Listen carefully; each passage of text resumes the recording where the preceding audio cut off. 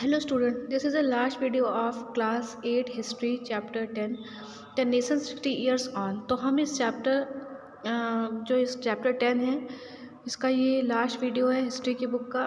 इसमें हम देखेंगे राष्ट्र के 60 वर्षों के बाद हमारा देश कैसा था।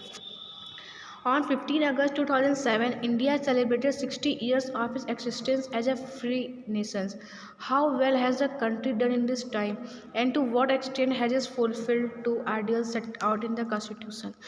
15 अगस्त 2007 को हमने एक स्वतंत्र राष्ट्र के रूप में अपनी 60वीं वर्षगांठ मनाई थी। इस दौरान हमारे देश का प्रदर्शन कैसा रहा, संविधान में तय किए गए आदर्शों को हम किस हद तक साकार कर पाए, उसके बारे में देखते हैं। That India is still united and it is still democratic and are achievements that we might justify be proud of। Bharat अभी भी एक है और लोकतांत्रिक राह पर चल रहा है, यह गर्व करने लायक उपलब्धि है। Many foreign observers had felt that India could not survive as a single country, that it would break up into many parts with each region or linguistic group seeking to form a nation of its own। मतलब बहुत सारे विदेशी लोगों का मानना था कि भारत एक देश के रूप में ज़्यादा समय तक टिक नहीं पाएगा। उन्हें लगता था कि भारत का प्रत्येक क्षेत्र या भाषाई समूह अपने अलग अलग राष्ट्र की मांग करेगा और उसके टुकड़े टुकड़े हो जाएंगे। ठीक है। Others believed that it would come under military rule. However, as many as 13 general elections have been held since independence, as well as hundreds of state and local elections।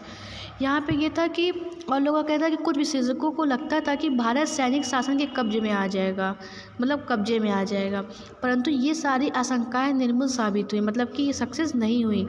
आज़ादी से अब तक 13 आम चुनाव हो चुके हैं। कब तक? 2007 तक। राज्यों तथा स्थानीय निकायों के सैकड़ों चुनाव हो चुके हैं। हमारे यहाँ स्वतंत्र प्रेस है और एक स्वतंत्र न्यायपालिका है।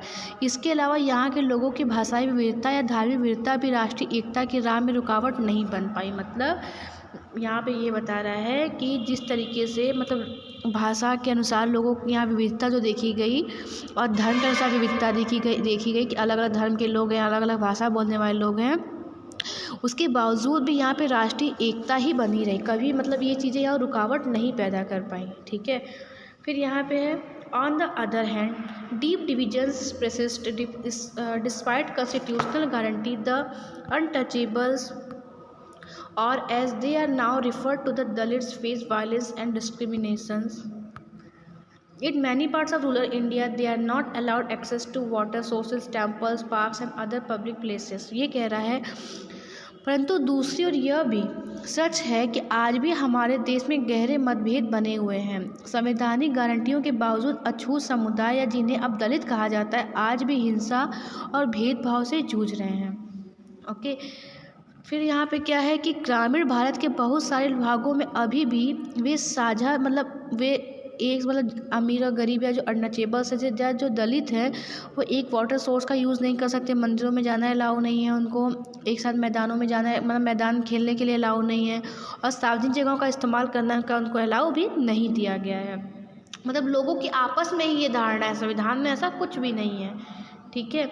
And despite the secular ideas enshrined in the constitution there have been clashes between different religious groups in many states. Above all, as many observers have noted, the gulf between the rich and the poor has grown over the years।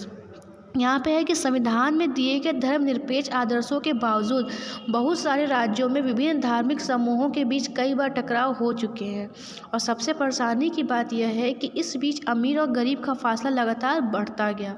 ठीक है। भारत के कुछ भागों और कुछ समूहों को आर्थिक विकास से भारी फायदा हुआ है। वे आलीशान घरों में रहते हैं। भारत के कुछ ऐसे भाग समूह हैं जहाँ पे आर्थिक विकास का बहुत फ़ायदा हुआ, ऐसी जगह जहाँ पे इंडस्ट्री वगैरह सेटअप की गई। ठीक है। वे आलीशान घर में रहते हैं, महंगे रेस्टोरेंट में खाना खाते हैं, अपने बच्चों को महंगे निजी स्कूलों में भेजते हैं और विदेशों में छुट्टियों पर बेहिसाब पैसा उड़ाते हैं। ठीक है। उसके बाद यहाँ पे है कि at the same time many others continue to believe below the poverty line. ठीक है। House in urban slums or living in remote villages on land that yield little they can not afford to send your children to school. और दूसरी ओर बहुत सारे लोग आज भी गरीबी रेखा के नीचे जीवन यापन कर रहे हैं। शहर के बस्तियों में रहो या बंजर देहात में रहने वाले बहुत सारे ऐसे लोग हैं जो अपने बच्चों को आज तक स्कूल भी नहीं भेज पाते हैं। ठीक है। The constitution recognises equality before the law but in real life some Indians are more equal than others. जजेस by the standards it set itself and independence the Republic of India has not been a great success but it has not been a failure either। हमारा संविधान कानून की नज़र में सबको बराबर मानता है, लेकिन असली ज़िंदगी में कुछ भारतीय औरों के मुकाबले ज़्यादा बराबर हैं। स्वतंत्रता के समय तय की गई जो भी चीज़ें तय की गई थी उसके हिसाब से देखें तो भारतीय गणतंत्र बहुत बड़ी सफलता का दावा नहीं कर सकता, लेकिन यह भी सच है कि वह विफल नहीं हुआ है। ठीक है। तो इस तरीके से बेटा ये चैप्टर आपका कंप्लीट हो गया। Okay, thank you.